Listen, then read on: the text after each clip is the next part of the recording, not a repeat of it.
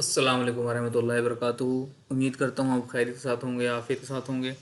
आज हमें टॉपिक पढ़ना है, उसका नाम है 6.12 डिफ़ॉल्ट आर्गूमेंट्स। तो default arguments are pass to parameters automatically if no argument is provided in the function call.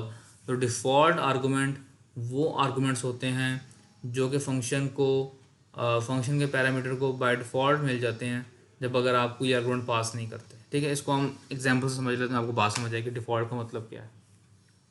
देखें, आपने एक फंक्शन डिक्लेयर करना है विद डिफ़ॉल्ट आर्गूमेंट्स, तो उसका सिंटेक्स ये है। बल्कि इनफैक्ट इस पर मैं बाद में आता हूँ। ये तो बेसिकली फंक्शन की जो है वो फंक्शन की प्रोटोटाइप है, फंक्शन की डिक्लेरेशन है। फंक्शन डेफिनेशन को देखते हैं। बल्कि इनफैक्ट ये भी प्रोटोटाइप है विद वेरिएबल नेम। बल्कि हम थोड़ा सा नीचे आते हैं। चले हाँ, हम यहाँ से आ जाते हैं, ये सही है।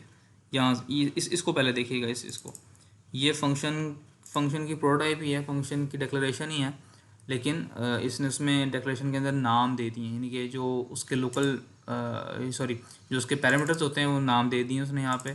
और आपको पता है कि हम नाम स्किप भी कर सकते हैं, तो ये शायद जब ये स्टेटमेंट आप पढ़ेंगे ना तो वो आपकी ज़रा मुश्किल हो जाएगी।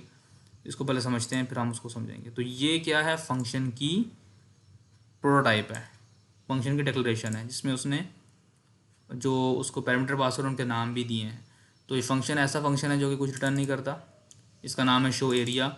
इसको दो पैरामीटर पास होते हैं, लेंथ और विड्थ। ठीक हो गया, अभी इसको भूल जाएं।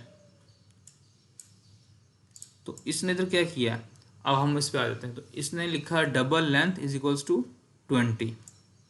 इसको एक वैल्यू दे दी। अब देख रहे हैं ना, ये क्या कर रहा है, ये एक पैरामीटर को डिफाइन भी कर रहा है और साथ उसको कोई वैल्यू भी दे रहा है। यहाँ पर एक लेंथ का पैरामीटर डिफाइन भी हो रहा है, उसको वैल्यू भी दे रहे हैं, और इधर एक विड्थ का पैरामीटर डिफाइन हो रहा है, उसको हम वैल्यू भी दे रहे हैं। तो होगा क्या, जब ये शो एरिया का फंक्शन कॉल होगा और अगर आप इसको कोई भी वैल्यू पास नहीं करते, यानी कि ना लेंथ पास करते हैं ना विड्थ पास करते हैं, तो बाय डिफ़ॉल्ट लेंथ और विड्थ की वैल्यू क्या होगी, 10। दोबारा सुन लीजिए, डिफ़ॉल्ट आर्गूमेंट्स क्या होते हैं। अब ये लेंथ और विड्थ क्या बन गए, डिफ़ॉल्ट आर्गूमेंट्स बन गए। तो अगर आपने किसी भी फंक्शन के पैरामीटर को डिफ़ॉल्ट बनाना हो तो आप कैसे बनाते हैं कि उसकी वैल्यू को इक्वल टू समथिंग कर देते हैं। ठीक है, तो जिस तरह हमने विड्थ को इक्वल टू 10.0 कर दिया, तो ये विड्थ क्या बन गया, डिफ़ॉल्ट आर्गूमेंट, और लेंथ भी क्या बन गया, डिफ़ॉल्ट आर्गूमेंट। तो पहली बात ये कि अगर आपने किसी फंक्शन के पैरामीटर को डिफ़ॉल्ट आर्गूमेंट बनाना होता है तो आप उसको किसी वैल्यू से इनिशियलाइज कर देते हैं, डेट्स इट। और सिंटेक्स आपको नज़र आ रहा है स्क्रीन के ऊपर। अच्छा, दूसरी बार डिफ़ॉल्ट आर्गूमेंट होते क्या हैं, बड़ी आसान सी बात है। क्या, जब ये शो एरिया का फंक्शन कॉल होगा तो उस टाइम पर अगर आप लेंथ और विड्थ पास नहीं करते तो बाय डिफ़ॉल्ट लेंथ की वैल्यू 20 होगी और बाय डिफ़ॉल्ट विड्थ की वैल्यू 10 होगी, और ये 20 को 10 से मल्टीप्लाई करके 200 आपको रिटर्न कर देगा। तो इसको बोलते हैं डिफ़ॉल्ट आर्गूमेंट्स। तो ये फंक्शन की प्रोटोटाइप है, ठीक है, जिसके अंदर उन्होंने वेरिएबल के जो नाम है वो दिए हैं। और अगर आप चाहते हैं कि वेरिएबल का नाम स्किप करते हैं तो सिंटेक्स ये है। ठीक है, इधर नाम नहीं है ना वेरिएबल का, बस तो ये सिंटेक्स है, ये भी वैलिड है, ये भी वैलिड है। तो हम आगे चलते हैं। तो ये देखें, ये फंक्शन की डेफिनेशन है हमारे पास। ये फंक्शन हमने डिफाइन किया। जब हमने फंक्शन डिक्लेयर किया था तो हमने उधर डिक्लेयर करते हुए फंक्शन के डिफ़ॉल्ट आर्गूमेंट्स बता दिए थे कि बाय डिफ़ॉल्ट लेंथ की वैल्यू 20 है, बाय डिफ़ॉल्ट विड्थ की वैल्यू 10 है। अब जब फंक्शन डिफाइन करेंगे तो हमने वैसे डिफाइन किया जैसे हम एक फंक्शन डिफाइन करते होते हैं। वाइड शो एरिया इसका नाम है, एक इसको लेंथ पास होती है, एक इसको विड्थ पास होती है। तो ये करता है कि एरिया कैलकुलेट करता है।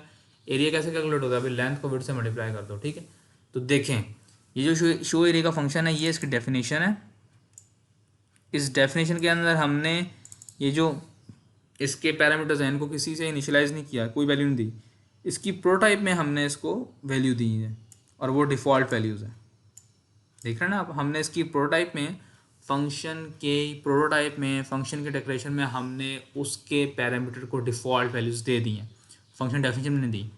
तो होगा क्या, अब देखें होगा क्या जब आपने इस तरह से कॉल किया शो एरिया फंक्शन। देखें शो एरिया का फंक्शन को दो पैरामीटर पास होते हैं ना, और आपने जो दोनों पैरामीटर्स वो डिफ़ॉल्ट पैरामीटर्स बना दिए हैं। तो होगा क्या, आप शो एरिया को इस तरह भी कॉल कर सकते हैं, किस तरह, इस तरह भी।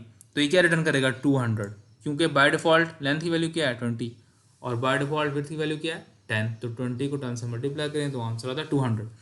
तो शो एरिया को आप इस तरह भी कॉल कर सकते हैं। हालांकि इसको दो आर्गूमेंट पास होते हैं, लेकिन चूंकि दोनों आर्गूमेंट डिफ़ॉल्ट है तो आप दोनों आर्गूमेंट को स्किप भी कर सकते हैं।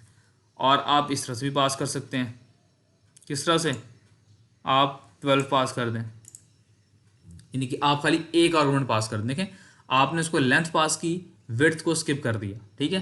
तो अब आंसर क्या आएगा, तो लेंथ में तो चला गया 12 और विड्थ में क्या भरा 10, तो 10 मल्टीप्लाई बाई 12 आंसर इज 120, ठीक हो गया। तो आप एक ऐसा फंक्शन जिसको जिसको आपने डिक्लेयर करते हुए उसके डिफ़ॉल्ट आर्गूमेंट्स दिए हैं, एक ऐसा फंक्शन जिसको आपने डिक्लेयर करते हुए उसके डिफ़ॉल्ट आर्गूमेंट्स दिए हैं, एक ऐसा फंक्शन जिसको डिक्लेयर करते हुए आपने उसके डिफ़ॉल्ट आर्गूमेंट दिए हैं, और अगर आप उसको कॉल करते हैं विदाउट एनी आर्गूमेंट तो डिफ़ॉल्ट आर्गूमेंट जो है वो यूज़ हो जाएंगे। और अगर आपने कोई एक पास कर दिया, जैसे यहाँ पे देखें आपने शो एरिया को खाली एक एक लेंथ की वैल्यू दे दी, तो लेंथ की वैल्यू अब 12 हो जाएगी, जबकि विड्थ की वैल्यू बाय डिफ़ॉल्ट यूज़ हो जाएगी। बाय डिफ़ॉल्ट कौन सी वैल्यू है उसकी 10 है, तो 12 मल्टीप्लाई 10 आंसर इज़ 120। और चाहें तो दोनों पास कर दें। जब आप इस तरह से शो एरिया को कॉल करेंगे जिसमें आप लेंथ की वैल्यू भी दे रहे हैं और विड्थ की वैल्यू भी दे रहे हैं, तो अब ये लेंथ और विड्थ को मल्टीप्लाई करेगा। 12.0 मल्टीप्लाई बाय 5.5 तो आंसर आएगा 66। तो बाय डिफ़ॉल्ट पैरामीटर्स क्या होते हैं, वो पैरामीटर्स होते हैं कि अगर आपने फंक्शन कॉल किया और कोई वैल्यू पास नहीं की तो उन पैरामीटर्स की डिफ़ॉल्ट वैल्यू जो है वो यूज़ हो जाएगी। और अगर आपने फंक्शन कॉल करते हुए एक डिफ़ॉल्ट वैल्यू जो है वो पास की और एक नहीं पास की, तो वो एक के लिए वो जो आपने वैल्यू पास की है वो यूज़ हो जाएगी और एक की बाय डिफ़ॉल्ट वैल्यू पास हो जाएगी। जैसे ये शो एरिया 12.0 में हमने लेंथ की वैल्यू तो पास कर दी, विड्थ की वैल्यू पास नहीं की, तो विड्थ की बाय डिफ़ॉल्ट वैल्यू यूज़ हो जाएगी, ठीक हो गया। तो देखें नोट पढ़ लेते हैं हम। If a function does not have a prototype default argument may be specified in the function header. अगर आपने फंक्शन की प्रोटोटाइप नहीं दी तो डिफ़ॉल्ट आर्गुमेंट्स को आप फंक्शन की डेफिनेशन में भी दे सकते हैं। तो ये भी दुरुस्त है, ठीक है, ये भी दुरुस्त है। आप देख रहे हैं ना, ये फंक्शन की डेफिनेशन है ना, तो इस फंक्शन की डेफिनेशन में फंक्शन के हेडर के अंदर आप डिफ़ॉल्ट आर्गुमेंट दे सकते हैं। अगर आपने फंक्शन की प्रोटोटाइप नहीं दी तो आप फंक्शन के हेडर के अंदर डिफ़ॉल्ट आर्गुमेंट्स दे सकते हैं।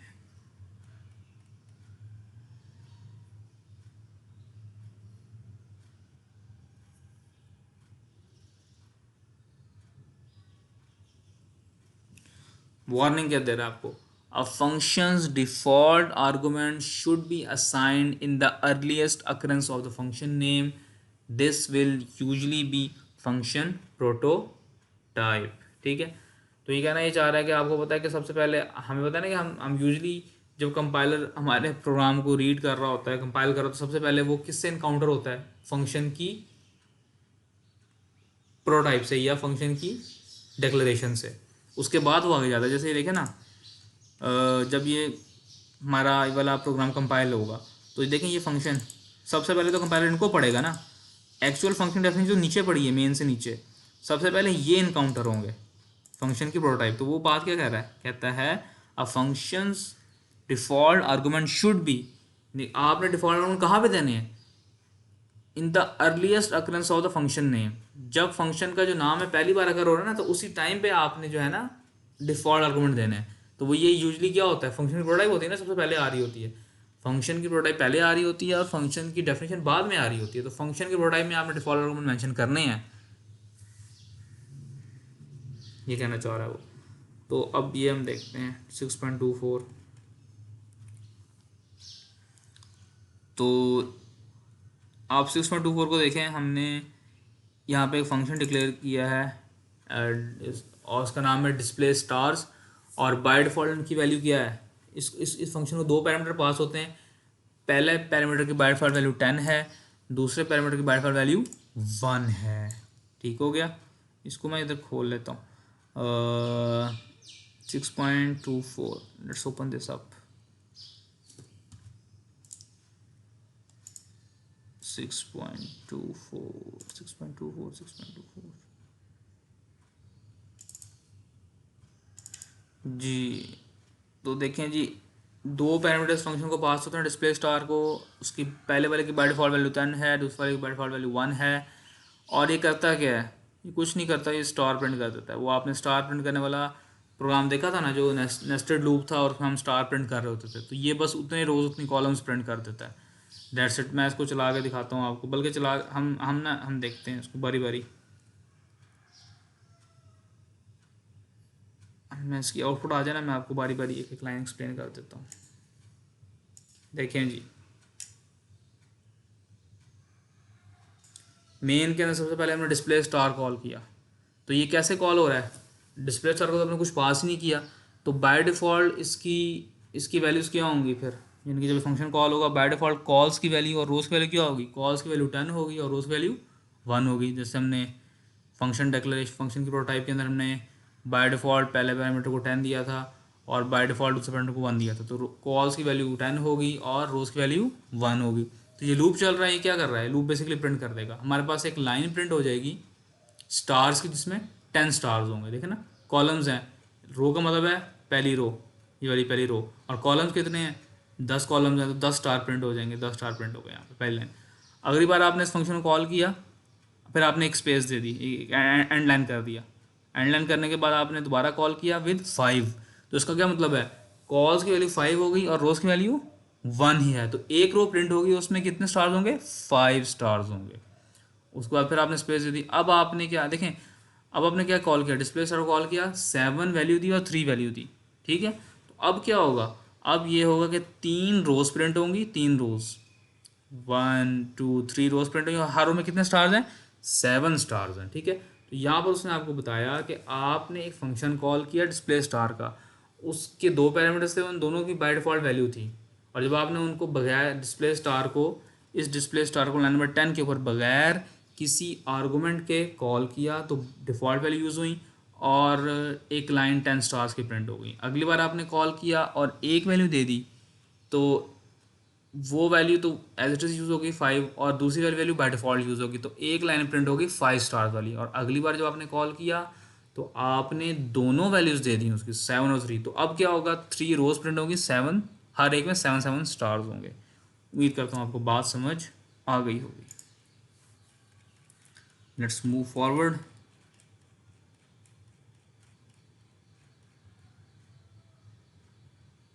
तो देखें जी, it's possible for a function to have some parameters with default argument and some without. तो ऐसा हो सकता है कि फंक्शन के कुछ पैरामीटर्स हों जिनकी बाय डिफ़ॉल्ट कुछ वैल्यू हो और कुछ पैरामीटर्स हों कि उनकी कोई डिफ़ॉल्ट वैल्यू ना हो। For example, in the following function which displays and employee's gross pay only the last parameter has a default argument. तो ये देखें, फंक्शन कैलकुलेट पे का फंक्शन है, इसको 3 पैरामीटर पास होते हैं, एम्प्लॉय का नंबर, एम्प्लॉय का पे रेट और उसके घंटे, और तो ये जो ऑर्स है, इन 3 पैरामीटर्स में से बाय डिफ़ॉल्ट पैरामीटर कौन सा है, ये ऑर्स का पैरामीटर बाय डिफ़ॉल्ट है, या डिफ़ॉल्ट है। क्या मतलब, अगर आप इसकी वैल्यू देंगे तो वो वैल्यू यूज़ होगी, अगर वैल्यू नहीं देंगे तो बाय डिफ़ॉल्ट कौन सी वैल्यू यूज़ होगी, 40 यूज़ होगी। तो ये उसकी डेफिनेशन है, और यहाँ पे उसने वेजेस कैलकुलेट की हुई हैं और डिस्प्ले की हुई हैं, ठीक है। असल बात जो यहाँ पे बताने वाली है वो ये है, हाँ सॉरी, अब आपने इस फंक्शन को कॉल किया, ठीक है, ये फंक्शन की लॉजिक है, इसमें कुछ खास नहीं है। आपको पता है कि वेजेस क्या होती हैं, पीरियड को मल्टीप्लाई करते हैं घंटों के साथ, तो आपके पास क्या आ जाएगा, आपके पास वेजेस आ जाएंगी, और फिर उसको उसने डिस्प्ले कर दिया सी आउट के थ्रू, इसमें कुछ खास नहीं है।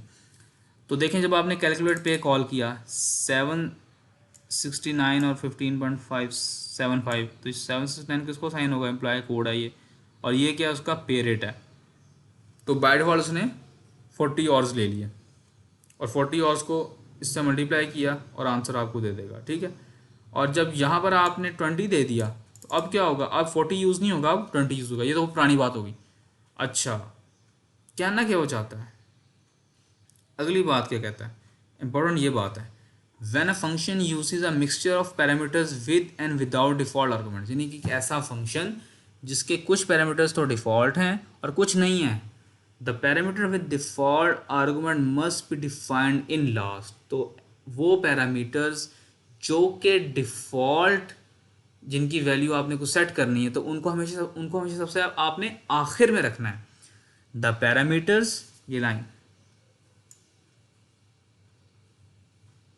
the parameters which are the parameters with default arguments must be defined last, ठीक है, वो सबसे आखिर में होना चाहिए। In the calculate pay function ors could have been defined before either of the other parameter, the following methods are illegal। तो देखें वो कहता है कि ये जो आपने ऑर्स दिया है ना यहाँ पे, जिसको डिफ़ॉल्ट वैल्यू दी है, ये इसको सबसे आखिर में होना चाहिए, यानी कि जितने भी डिफ़ॉल्ट पैरामीटर्स हैं वो सबसे आखिर में आने चाहिए, दरमियान में नहीं आ सकते। यानी कि ये अगर आप दरमियान में आ जाएगा ना, इलीगल है, या इस तरीके से आप करते हैं ये भी इलीगल है, ठीक है, दोनों काम इलीगल है, ठीक है।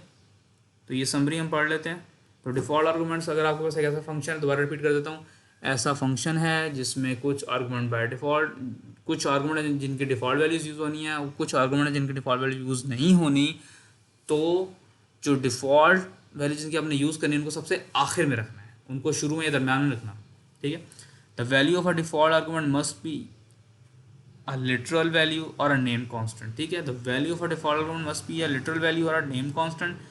when an argument is left out of the function call because it has a default value, all the argument that comes after it must be left out too, ठीक है। ये वही बात कर रहा है, ये जो दूसरी बात उसने की है ना, ये जो हमने बात अभी पढ़ी है उसी के अकॉर्डिंगली, यानी कि डिफ़ॉल्ट आर्गूमेंट सबसे आखिर में आना चाहिए। तो अगर आप when an argument is left out of a function call, जब आप एक फंक्शन को कॉल करते हुए किसी आर्गूमेंट छोड़ देते हैं, because it has a default, क्यों छोड़ देते हैं आप, क्योंकि उसकी डिफ़ॉल्ट वैल्यू है, तो all the argument that come after it must be left out too. तो एक ऐसा आर्गूमेंट जिसको आपने फंक्शन कॉल करते हुए छोड़ दिया, तो उसके बाद जो आने वाले आर्गूमेंट्स हैं उन सबको भी छोड़ना लाजमी हो जाएगा आपके लिए, ठीक है। when a function has a mixture of parameters both with and without default arguments, the parameter with default must be declared last, ठीक हो गया। तो ये टॉपिक हमारा ख़त्म हो गया। उम्मीद करता हूँ बात आपको समझ आ गई होगी। अगर बात आपको समझ ना आई हो तो पूछ लीजिएगा। फिर मैं एक बार चीज़ एक्सप्लेन करता हूँ, जो आखिरी दो पॉइंट्स हैं ना, सेम बात कर रहा है, ये सेम बात कर रहा है, ठीक है। यही कह रहा है वो कि अगर आपके पास आर्गूमेंट जो है वो आप लेफ़्ट आउट कर देते हैं, क्योंकि वो डिफ़ॉल्ट आर्गूमेंट था, अगर फंक्शन कॉल करते हुए कोई भी आर्गूमेंट आप जो है वो छोड़ देते हैं क्योंकि वो डिफ़ॉल्ट आर्गूमेंट था, तो उसके बाद जितने भी आने वाले आर्गूमेंट हैं उनको भी छोड़ना लाजमी होगा आपके लिए, ठीक है। क्योंकि C++ में ऐसी फंक्शन कॉल नहीं होती। देखिए मिसाल के तौर पे मैं आपको कुछ बताता हूँ, आपको इससे शायद बात समझ आ जाए ज़्यादा बेहतर तरीके से, कि ये जो हमारे पास है ना,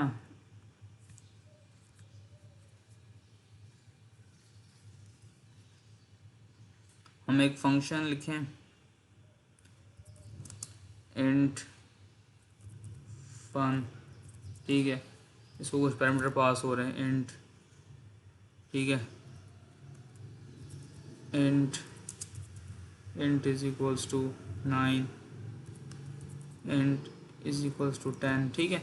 तो कह रहे हैं कि जब इस ये फंक्शन का हेडर है, कोई फंक्शन है, कुछ भी फंक्शन की प्रोटाइप है, तो अब अगर फंक्शन कॉल कर रहे हो ना फन, तो आपने ये पहले दो पैरामीटर पास करने ही करने हैं, 5 और 6 आपने पास किया। अब अगला जो पैरामीटर है ना, जो बाय डिफ़ॉल्ट है, अगर आपने इसको छोड़ दिया ना, इसको छोड़ दिया आपने कोई वैल्यू पास नहीं की, तो इससे अगला वाला जो है ना उसको भी छोड़ना पड़ेगा आपको, ठीक है। अगर आप इस तरीके से करते हो, 6 लिखते हो, तो वो जो तीसरा आर्गूमेंट है उसकी वैल्यू जो है वो 6 यूज़ कर लेगा और चौथा वाला स्किप हो जाएगा। तो अगर आप ये चाहते हो कि आप तीसरा वाला जो 9 है, जिसको 9 वैल्यू जा रही है, वो स्किप हो जाए, और नहीं वो उसकी डिफ़ॉल्ट वैल्यू यूज़ हो जाए, और आखिरी वाले को आप 8 पास कर दो, तो ये इलीगल, दिस इज़